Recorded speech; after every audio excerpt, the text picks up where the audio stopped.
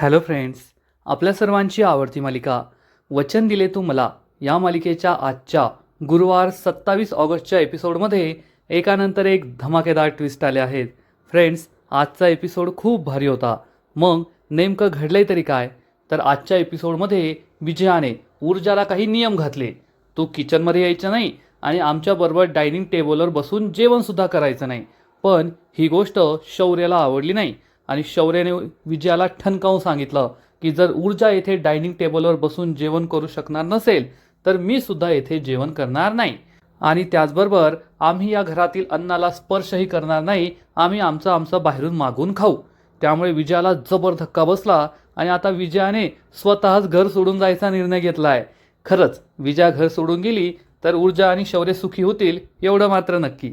मग हे सगळं नेमकं घडलं तरी कसं हे जाणून घेण्यासाठी हा व्हिडिओ शेवटपर्यंत नक्की पहा. फ्रेंड्स, आजच्या एपिसोडच्या सुरुवातीलाच विजया रागारागाने ऊर्जाचा हात पकडते आणि तिला किचनच्या बाहेर हाकलते. दिव्या खूप खुश होते. विजया ही ऊर्जाला ठणकावून सांगते, आता तू माझ्या किचनमध्ये ज्या ज्या वस्तूंना हात लावलाय ना, मला त्या सगळ्या वस्तू धुवून घ्याव्या लागतील. ऊर्जाला मोठा धक्काच बसतो. ऊर्जा विचारते, सासूबाई काय बोलताय तुम्ही हे? तर दिव्या विचारते, ए बैरी बिरी झालीस का? ऐकू येत नाही का? आईंनी सांगितलं तू या किचनमध्ये ज्या ज्या वस्तूंना हात लावलाय त्या वस्तू धुवून घ्याव्या लागतील. आणि कशाला इतका त्रास देतेस ग? खून करून आली, जेलमध्ये जाऊन आली, तरी एवढा माज दाखवतेस. पाहिलं का आई? एवढं वाईट वाईट हाल झाले हिचे तरी सुद्धा हिचा माज काही गेलेला नाहीये. ऊर्जा मान खाली घालून ऐकत असते. अख्ख्या जगाला न्याय मिळवून देणारी ऊर्जा घरात सासुरवास सहन करते, पण एक शब्दही तिच्या तोंडून फुटत नाही. आणि विजया तिला ठणकावून सांगते, आता पहा, मी तू ज्या ज्या वस्तूंना हात लावलाय ना त्याची काय अवस्था करते, सगळं फेकूनच देते. ऊर्जा खूप घाबरते आणि मग विजया ऊर्जाने डाळ तांदूळ यांच्या डब्यांना हात लावलेला असतो हे डबे कचऱ्याच्या पेटीत फेकते. त्यानंतर ऊर्जाने भाजी, नंतर कांदे टमाटे त्यांना हात लावलेला असतो ते फेकून देते. सुरीला हात लावलेला असतो ते कचरा कुंडीमध्ये टाकून देते. ऊर्जाचा विश्वासच बसत नाही की विजया एवढं टोकाचा सुद्धा वागू शकते. दिव्या खुश होते आणि मग विजया ही पुन्हा एकदा ऊर्जाजवळ येते आणि म्हणते, यानंतर तू माझ्या किचनमध्ये पाय ठेवलास आणि माझ्या किचनमधील कोणत्याही वस्तूला हात लावला तरी मी ते सगळं फेकून देईल.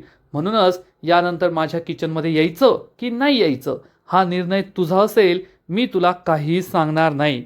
ऊर्जाला खूप वाईट वाटतं आणि ऊर्जा ही रडत रडत दुःखी होऊन तेथून निघून जाते. म्हणजे अख्ख्या जगाला मी न्याय मिळवून देईल, पण स्वतःच्या घरात मात्र मी अन्याय सहन करणार, सासूचा सासुरवास सहन करणार, हे ऊर्जाने मनाशी ठाम ठरवलंय. ऊर्जा रडत रडत तेथून निघून जाते. दिव्या हसत असते. विजया दिव्याजवळ येते आणि विचारते, ए तू काय दात दाखवून हसतीयेस? चल हे सगळं किचन धुवून घे. दिव्या विचारते, मी? आई मी का किचन धुवायचं? विजया विचारते, तू नाही मग का मी धुवायचं काय? तर दिव्या म्हणते, आई आपण एक काम करूया ना, ऊर्जाकडूनच किचन धुवून घेऊया. तर विजया चिडून म्हणते, डोक्यावर पडलीस का तू? म्हणजे त्या ऊर्जाने हात लावला म्हणून आपण किचन धुणार आहोत ना, मग तिच्याकडून धुवून घेतल्यावर पुन्हा एकदा धुवावं लागेल ना. दिव्या म्हणते, पण आई एवढं मोठं किचन कसं धुवायचं? विजया चिडून म्हणते, या दोघी बहिणींनी माझ्या दोन्ही मुलांवर काय जादू केली आहे ना, कळतच नाही. एक से बडकर एक मूर्ख आहेत. असं म्हणून विजया तेथून निघून जाते आणि दिव्याला खूप राग येतो की आता एवढं मोठं किचन कसं धुवायचं, हे सगळं कसं करायचं. ती चिडचिड करू लागते. आणि इकडे खूप दिवसानंतर ऊर्जाची आई आणि त्यांचं चाळीतलं घर आपल्याला पाहायला मिळतं. पूर्वा ही गणपती बाप्पांसमोर दिवा लावत असते, गणपती बाप्पांचे आभार मानते. आणि तेवढ्यात खूप दिवसानंतर दळवी काकूसुद्धा आपल्याला दिसतात. दळवी काकू म्हणतात, अगं पूर्वा, शेवटी ऊर्जाला जामीन मिळालाच. पूर्वा सांगते, मी सुद्धा आत्ताच टी व्हीवर पाहिलं. दळवी काकू विचारतात, टी व्हीवर पाहिलं म्हणजे तू कोर्टात नव्हती गेली का? पूर्वा सांगते, काकू मला जायचं होतं, पण ऊर्जा मला म्हणाली की आई तू कोर्टात येऊ नकोस, तेथे माझ्यावर वेगवेगळे आरोप लावतील, मला नाही नाही ते प्रश्न विचारतील, तुला वाईट वाटेल, तू येऊ नकोस. हे ऐकून दळवी काकू खुश होतात आणि म्हणतात, गुणाची ग बाय माझी, खरंच पहा ऊर्जा तुझा किती विचार करते. तू तिच्याशी फोनवर तर बोललीस ना? तर पूर्वा सांगते, नाही मला कॉल करायचा होता, पण मला असं वाटलं ती आत्ताच आली असेल, थकली असेल, आराम करत असेल म्हणून कॉल केला नाही. तर दळवी काकू म्हणते, आत्ताच्या आत्ता कॉल कर, मला तिच्याशी बोलायचं आहे. पूर्वा म्हणते, काकू नंतर करेल, परंतु काकू काय ऐकत नाही आणि म्हणते, अगं पूर्वा, आत्ताच लाव, तुझ्यामुळे मला सुद्धा बोलता येईल ना ऊर्जेशी. लाव बरं फोन.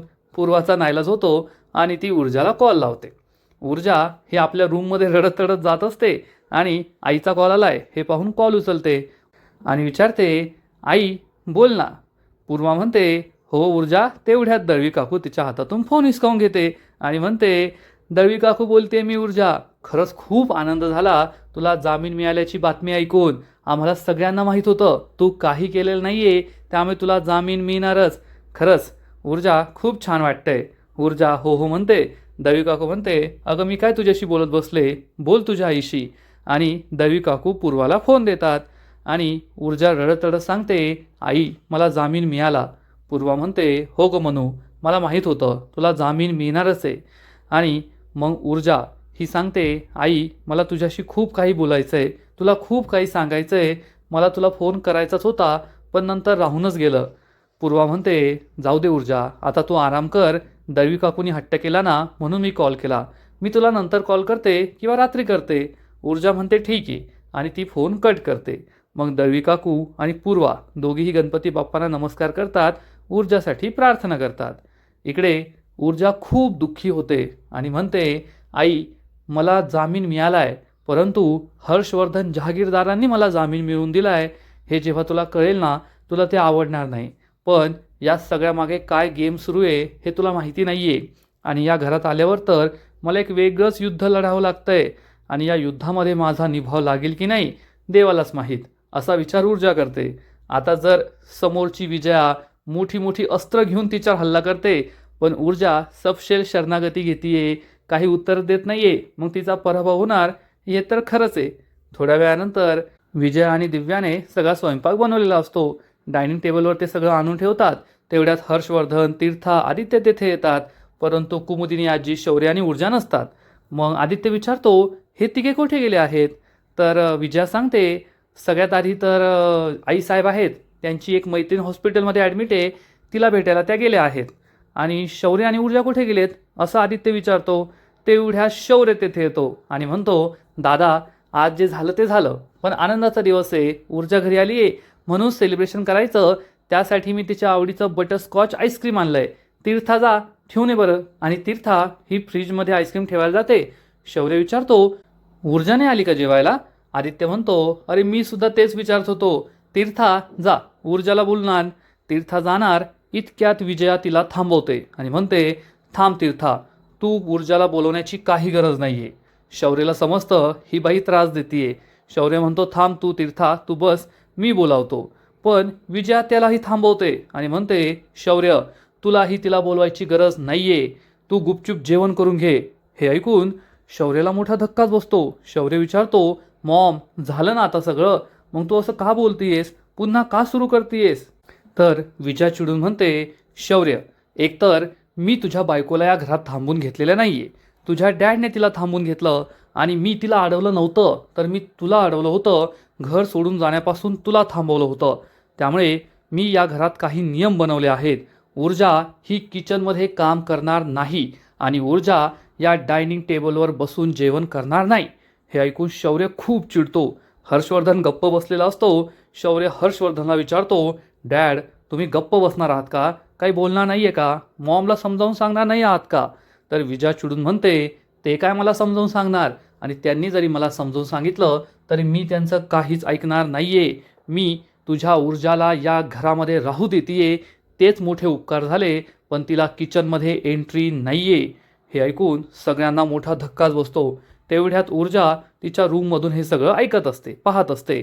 आदित्य म्हणतो, मॉम ठीक आहे, तू तिला किचनमध्ये येऊ देऊ नको, परंतु हा डायनिंग टेबल तर किचनचा भाग नाहीये ना, ती आपल्याबरोबर बसून जेवण तर करूच शकते. विजया म्हणते, एकदा सांगितलेलं कळत नाही का, ती आपल्याबरोबर या घरात बसून जेवण करू शकत नाही. मी काय तिला उपाशी ठेवणार नाहीये, ती तिच्या रूममध्ये बसून जेवण करू शकते. आणि मग आदित्य आणि शौर्य म्हणतात, डॅड तुम्ही काय बोलणार आहात की नाही? तर हर्षवर्धन चिडून म्हणतो, शौर्य माझं सगळं बोलून झालंय, मी तिला सगळं समजावलंय, परंतु ती ऐकायला तयार नाहीये, आता मी काही बोलू शकत नाही. शौर्य म्हणतो, मॉम हे अति होतंय, जर ऊर्जा येथे बसून जेवण करू शकणार नसेल ना तर मी सुद्धा येथे जेवण करणार नाहीये. असं म्हणून शौर्य सुद्धा आपल्या रूममध्ये जात असतो. तेवढ्यात विजया त्याला शपथ देते आणि थांबवते. शौर्य थांबतो. विजया चिडून म्हणते, शौर्य, अन्नाचा अपमान करणं हे आपल्या घरचे संस्कार नाहीये. तर शौर्य उत्तर देतो, मग मॉम, स्वतःच्याच घरच्या सुनेला किचनमध्ये न येऊ देणं, स्वतःच्याच घरच्या सुनेला सगळ्यांबरोबर एकत्र बसून जेवण करू न देणं, हे सुद्धा आपल्या घरचे संस्कार नाहीये. विजयाची बोलतीच बंद होते. ऊर्जा बाहेर येऊन हे सगळं ऐकत असते. विजया चिडून म्हणते, वा शौर्य वा, म्हणजे काल तू लग्न करून आलाय त्या मुलीशी आणि ती मुलगी तुला माझ्यापेक्षा जास्त जवळची झाली, या जन्मदात्या आईपेक्षा जास्त जवळची झाली, तिच्यासाठी तू माझ्याशी असं बोलतोय. तर शौर्य म्हणतो, नाही मॉम, कोण जवळचं कोण दूरचं हा प्रश्न नाहीये, तू सुद्धा मला जवळचीच आहेस. परंतु त्या मुलीशी ना मी लग्न केलंय, लग्न करून मी तिला या घरात घेऊन आलोय, ती माझी जबाबदारी आहे आणि मी तिच्याबरोबर कुणीही असं वागलेलं सहन करू शकत नाही. तुला खरं सांगू का, माझं तेव्हाच चुकलं. मी आज दुपारीच घरी थांबायला नव्हतं पाहिजे, तेव्हाच आम्ही घर सोडून जायला पाहिजे होतं. ऊर्जा, चल, आपल्याला आत्ताच्या आत्ता बॅग भरायची आहे आणि हे घर सोडून जायचं आहे. सगळे खूप घाबरतात आणि मग ऊर्जा, सिरियलची हिरोईन, लगेच पुढे येते आणि म्हणते, शौर्य, हे काय बोलतोयस तू? आईशी असं बोलू नको, चुकीचं बोलतोयस तू. शौर्य म्हणतो, ऊर्जा, गप्प बस तू, या सगळ्यातून बाहेर राहा. मी जे बोलतोय ना एकदम बरोबर बोलतोय.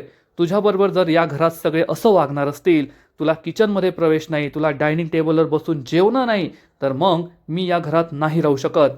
चल, आपण आत्ताच्या आत्ता घर सोडून जातोय. ऊर्जा सुद्धा क्षणभर तयार होते आणि हे दोघे रूममध्ये जात असतात. तेवढ्यात आदित्य त्यांना थांबवतो आणि म्हणतो, शौर्य थांब, काय सुरू आहे? म्हणजे येऊन जाऊन मी घर सोडून जातो, मी घर सोडून जातो. दुपारही तू तेच बोलला, आताही तू तेच बोलतोय. थोडा थांब ना, थोडा शांत राहा. शौर्य ऊर्जा गप्प बसतात आणि मग आदित्य विजयासमोर हात जोडतो आणि म्हणतो, आई प्लीज, तुला काय शौर्य नकोसं झालंय का?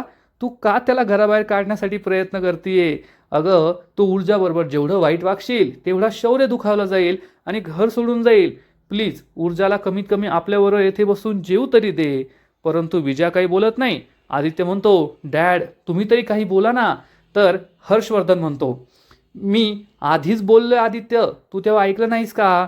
मी विजयाला सगळं काही समजावून बसलोय. मी जेवढं तिला सांगू शकतो, समजावू शकतो, तेवढं मी केलंय, पण ती माझं ऐकायला तयार नाही. विजया चिडून म्हणते, हो नाहीये मी ऐकायला तयार. का ऐकायचं मी तुमचं? हे माझं घर आहे. मी ऊर्जाला या घरात राहू दिलं कारण तुम्ही माझ्यावर ओरडलात. मी त्यात काही नाही बोलले, पण आता हे माझे नियम आहेत. ती या घरात राहू शकते, पण किचनमध्ये येऊ शकत नाही आणि आपल्या सगळ्यांबरोबर एकत्र बसून जेवण करू शकत नाही. कारण ती जर आपल्याबरोबर जेवण करायला असली तर मला जेवण जाणार नाही. ती नसल्यावर मी 2-4 घास सुखाचे तरी खाऊ शकते, ते सुद्धा मला जाणार नाही जर ती आपल्याबरोबर जेवण करत असेल. आणि हे नियम सगळ्यांना मानावेच लागतील. शौर्य, तुला सुद्धा हे नियम मानावेच लागतील. शौर्यला खूप राग येतो. हर्षवर्धन गुपचूप उभं राहून सगळं ऐकत असतो. ऊर्जा म्हणते, शौर्य, आई एकदम बरोबर बोलताय. प्लीज तू बस जेवायला, मी माझं माझं मॅनेज करेल. अशी कोणती बायको म्हणते, माझं माझं जेवण मी मॅनेज करेल, तू करून घे जेवण. पण शौर्य यावेळेस चांगला स्टँड घेतो, नाहीतर ऊर्जासमोर तो काही बोलत नाही. शौर्य म्हणतो, नाही ऊर्जा, हे अतिशय चुकीचं आहे आणि तू सुद्धा चुकीचं बोलतीयेस. तुझं मॅनेज करशील म्हणजे नाही. जर तुला येथे जेवण करता येत नसेल तर मी सुद्धा जेवण करणार नाही. चल, आत्ताच्या आत्ता आपण घर सोडून जाऊया. असं म्हणून शौर्य हा ऊर्जाला हात धरून रूममध्ये नेत असतो. तेवढ्यात हर्षवर्धन उभा राहतो आणि म्हणतो, थांब शौर्य, कोठेच जायचं नाहीये तू, ही माझी ऑर्डर आहे. तू हे घर सोडून जायचं नाहीये. शौर्य म्हणतो, पण डॅड.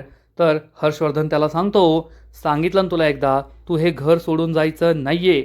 आणि हो विजया, तुला सुद्धा सांगतोय, ऊर्जा या घरातच राहणार. ती या घरची सून आहे, ती हे घर सोडून जाणार नाही. विजया गप्प बसते आणि मग हर्षवर्धन शौर्यला म्हणतो, तुला आहे ना एक सोपी ॲडव्हाइस देतो. आत्ताच तुझं लग्न झालंय, तुझं तुझ्या बायकोवर प्रेम असेल, कर तिच्यावर प्रेम कर, खूप प्रेम कर. परंतु सासू सुनेच्या भांडणात पडू नकोस. तू सासू सुनेच्या भांडणात पडलास तर तुझ्या आयुष्याची पूर्ती वाताहत होईल, एवढं लक्षात ठेव. आणि विजयाने सांगितलंय ना की ऊर्जा तिच्या रूममध्ये बसून जेवण करू शकते, तर करू दे तिला जेवण, काय फरक पडतोय. आणि तू येथे आमच्याबरोबर बसून जेवण कर. पण शौर्यला हे पटत नाही आणि शौर्य म्हणतो, ठीक आहे डॅड, तुम्ही म्हणताय म्हणून मी हे घर सोडून जाणार नाही. ऊर्जासुद्धा येथेच राहील. परंतु आता तुम्ही सगळ्यांना त्यांची त्यांची मनमानी करून देताय, मग मी सुद्धा माझ्या मनाचंच करणार. आजपासून मी या घरातील अन्नाच्या कणाला सुद्धा हात लावणार नाही. ऊर्जा आणि मी आमचं आमचं बाहेरून मागून खाऊ. हे ऐकून हर्षवर्धन, आदित्य, विजया सगळ्यांना जबर धक्का बसतो. आणि ऊर्जा म्हणते, अरे पण शौर्य.